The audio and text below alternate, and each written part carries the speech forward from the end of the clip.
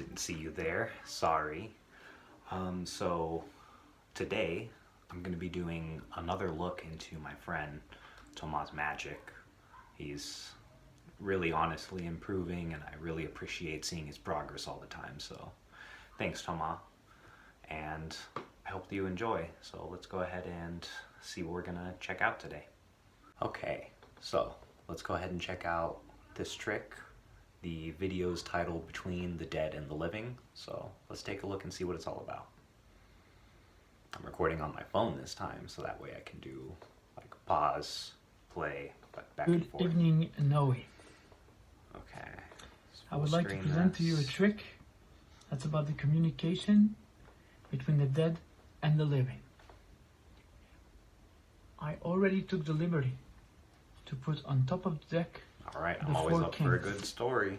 In this trick, the four kings will represent the dead. And the rest of the pack will represent the living. The dead lie here. The living lie here. You will select one card that will represent somebody who's going to rise above the pack. You'll say stop whenever you want, and I'll cut wherever you say. If you say here, we'll look at the card together. The 8 of diamonds, the 8 of pentacle, the worker. This is the sun in Virgo. This is the purest of the purest. If we put him anywhere you want in the middle of the pack, but let him sticking out like a sore thumb, sticking out like an achiever. And as soon as we reverse the pack, Yeah. Number 1. the rising card angers the dead, and among the dead he is cold, and among the four kings one card enter the realm of the dead, and in his stead in the land of the living comes back one of the four kings.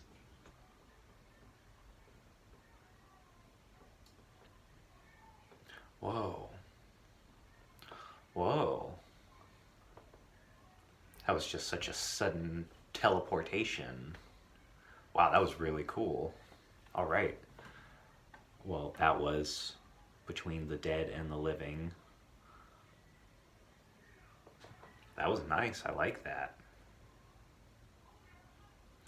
Alright, so good job. That was a good routine. I think that it hit a lot of nice little beats. I like the story that you had there with the hard worker rising above, but then angering the dead, and so sort of being pulled down into that underworld in exchange for that other king, it looked like. Nice.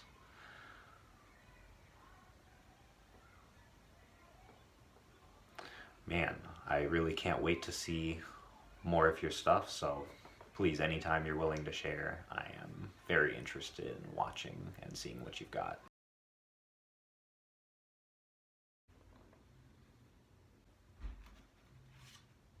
Hello again.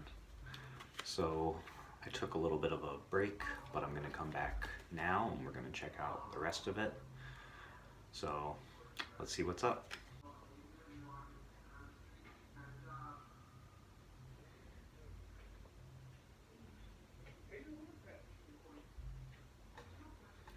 Oh man, I love that routine. I love the use of the D lights. They're my absolute favorite. I used to have a lot of fun with those back in the day.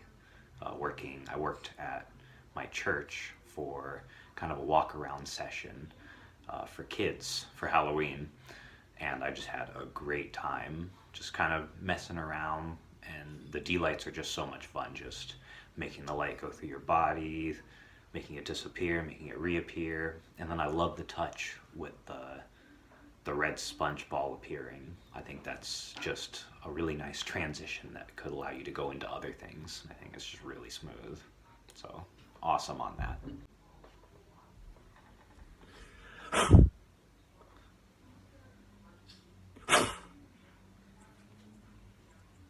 That's nice. It's one of those vanishes that, like, the more you do it, the better you get at it, and the stronger you can make the effect look, the more fluid it's going to be. And I think that you've made a ton of progress.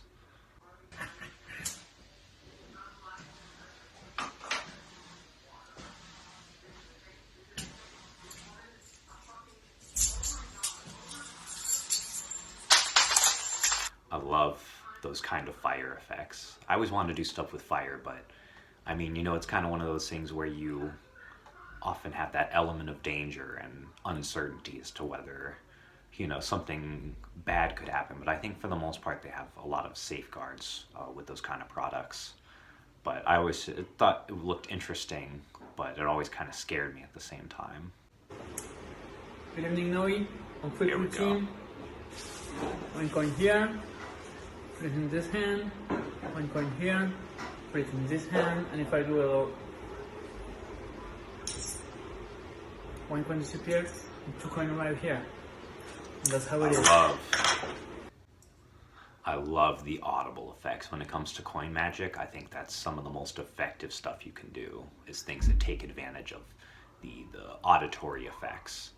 And you just look really cool. You look great in the suit jacket, and you look like you're gonna go table hopping at a restaurant or something. And I appreciate that. You got a great aesthetic going on, and that was great. It was very smooth, and just a lot of fun to watch. I would watch a bunch more of the coin magic as you progress through it. I'm very excited to see what you learn and what you develop, and how you grow into your own style and stuff. I think that's awesome, and I definitely encourage you to keep going.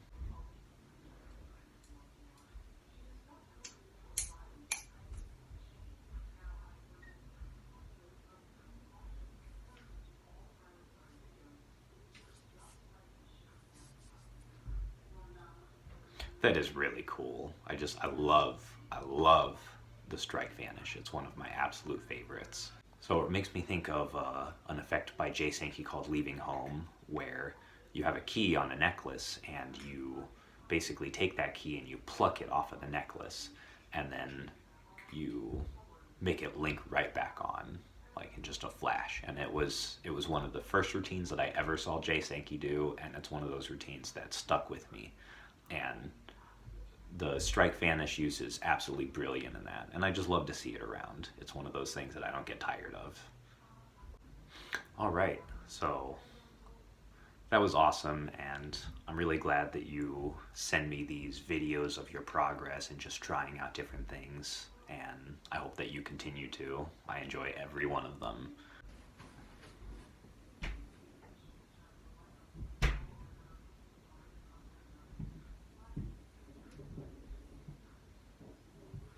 Beautiful.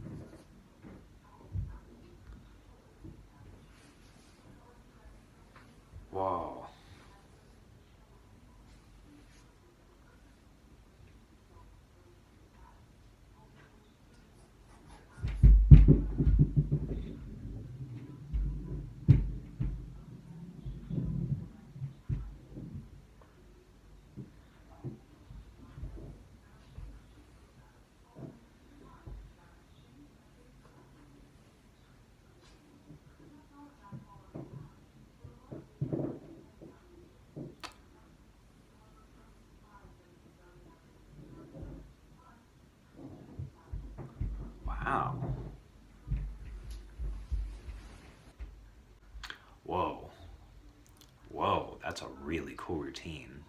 Just seeing all of these elements coming together, all of these different vanishes and reappearances. Like that was a gentleman routine, okay?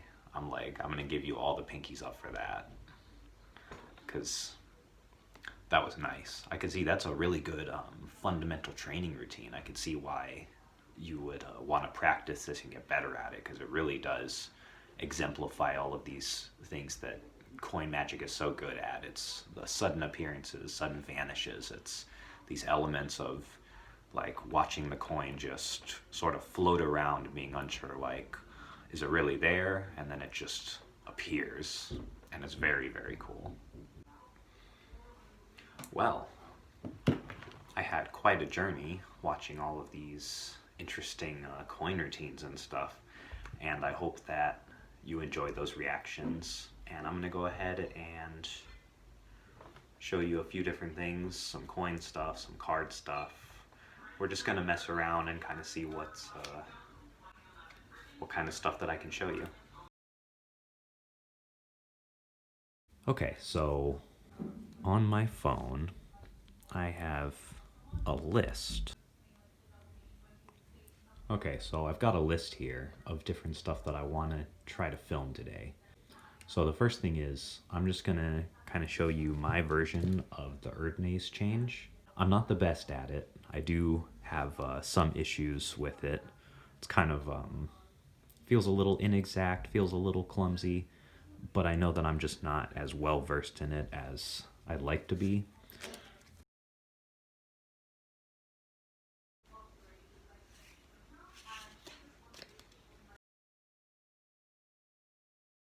So that essentially looks like this.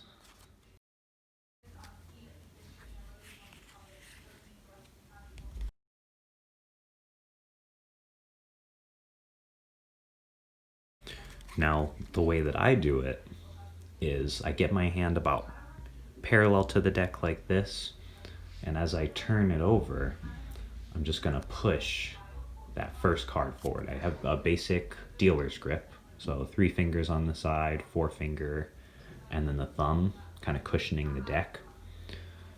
So I push it out as I turn the hand over, and then I'm gonna use my palm to contact the back, and then I just slide it out. So it's gonna be down here. So you're gonna hear kind of a little bit of a click. So what I do at this point is, after I've successfully pulled it out, I can slide my hand to the left, kind of letting the card coast along, and then kind of come over to the left as I push this front card in, and then I'm just dropping that on top as I wave over. Okay. So just like that. Now this is really fickle for me. It's not my favorite color change to do, because you can accidentally not pull the card out enough, things get messy. So I hope that helps you some. So one more time, let's go through the steps really quick. Okay. Push, pull, and then push that front card in as you just line it up.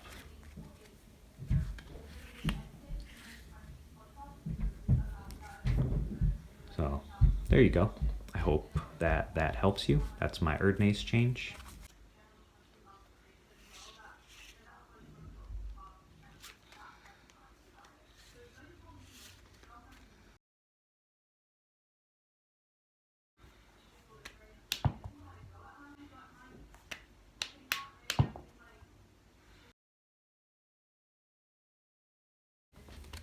I have some coins here.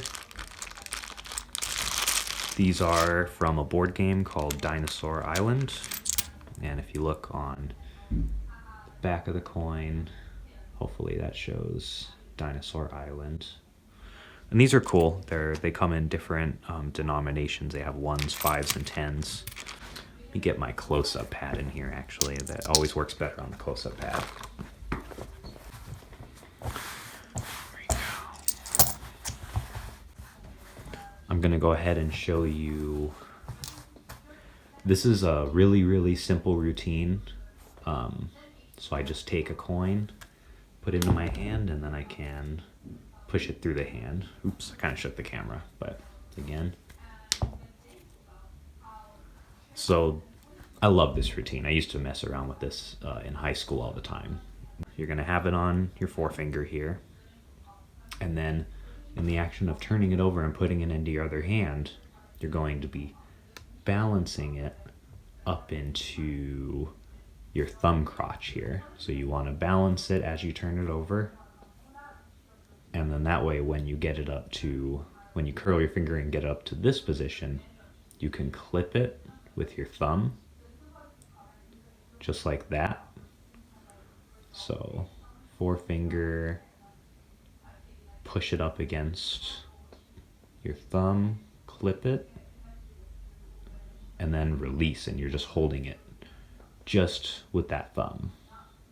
It's not too hard to do. It takes a little time to get used to do the thumb clip quickly, but you're doing that, and then I just pretend to take it.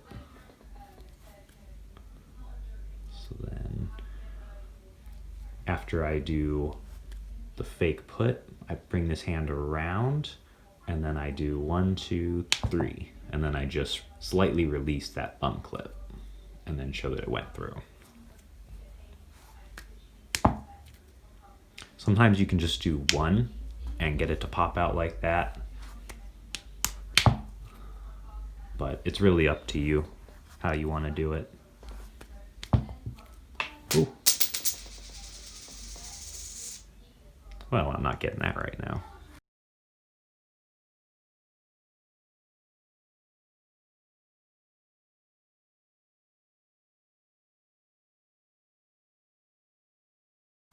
So that's the one coin routine that I do. It's not really too much of a routine, it's more just like an effect, but I certainly do love it. I think it's a very useful routine to have around. The next one's going to be the spellbound change. So I love this change because I feel like it's so versatile and visual. Like it really just happens in a split second.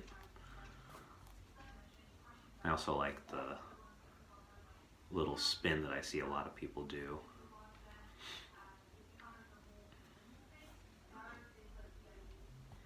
And it's just got a very striking visual aspect to it that I like a lot. So what it is you're just going to have 2 coins, and you're going to be holding one at the fingertips, almost like you would if you're doing a French drop. So then you have the other coin in finger palm, so just held just like that. You spin, keeping all the focus on this coin, and then as you come over to like pretend to grab it, you're going to basically leave that coin at the fingertips as you drop this one. So just like that. And it's a very flashy change. So you're holding it, and then as you come over behind the cover, just drop that. I just bring my thumb up just a little bit to drop that coin down, and then in its place, I just place the new coin in that space. Just like that. With the spellbound change, you have one color coin finger palmed, and then the other coin's just going to be at your fingertips. I like to do a little spin using my forefinger to twirl it around a couple times just to show it on both sides that it's not just, oh, one side's purple and one side's, yellow. And then I coming over, I'll drop that front coin, and place this in its right in its place, kind of releasing all the fingers so I can have that flash change. And it's all about the timing. That way it can look properly fluid and magical. And because the coin has fallen, it's right out of view.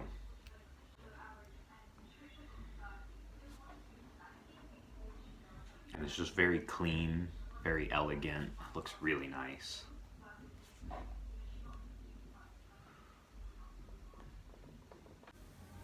So that's going to be the spellbound change.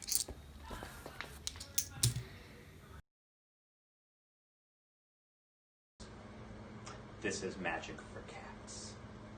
Now observe, I have but here a single playing card. Now we're going to introduce this to Moxie. Moxie C.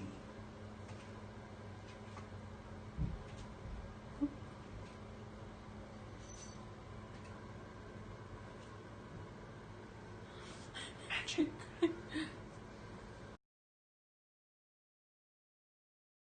So the last thing that I'm going to go ahead and film is going to be the Tenkai Vanish. And this is just really, it's a great vanish. It's just a lot of fun. So what you're doing is basically making it vanish and reappear at the fingertips. Now, I love the Tenkai Vanish. It's one of those things where I learned it a long time ago, back in like 2004, probably 2004, 2003. So you want to have it directly at the fingertips, just like this. I like to have it sort of like right on the edge of the finger, like right at that, kind of right at that first phalange, and then have the full digit there. So I bring it back, I curl in my fingers so I can get it into the Tenkai. So I kind of place it right here, right about the middle of the palm in the back. And then I use my thumb to grip it. And then I release the fingers and bring them out like that. So I curl everything in, get it into the clip position, pinch it with the thumb, and then release the fingers. So as long as your angles, the main thing to remember is that you need the back of your hand to your audience. So it's pretty easy to keep it hidden. There's a little bit of flashing in the back corner there.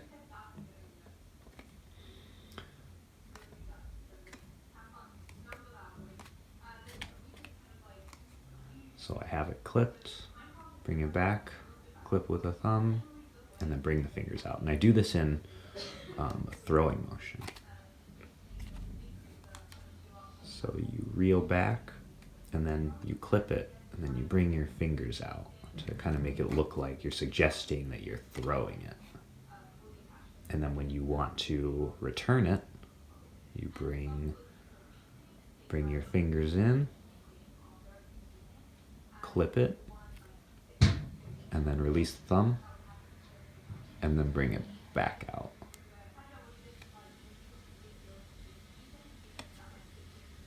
And then because you have your fingers clipped like this, you can bring it out pretty easily, twisting it. So that way when you do bring it out, it'll be very visual.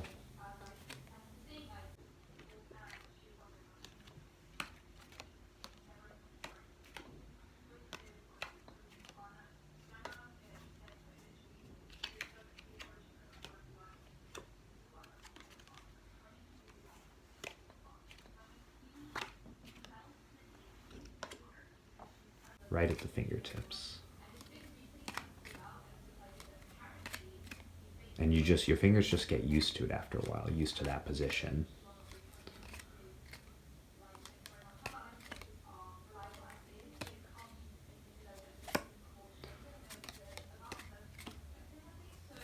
I love the Tenkai grip. I think it's just one of my favorite palms.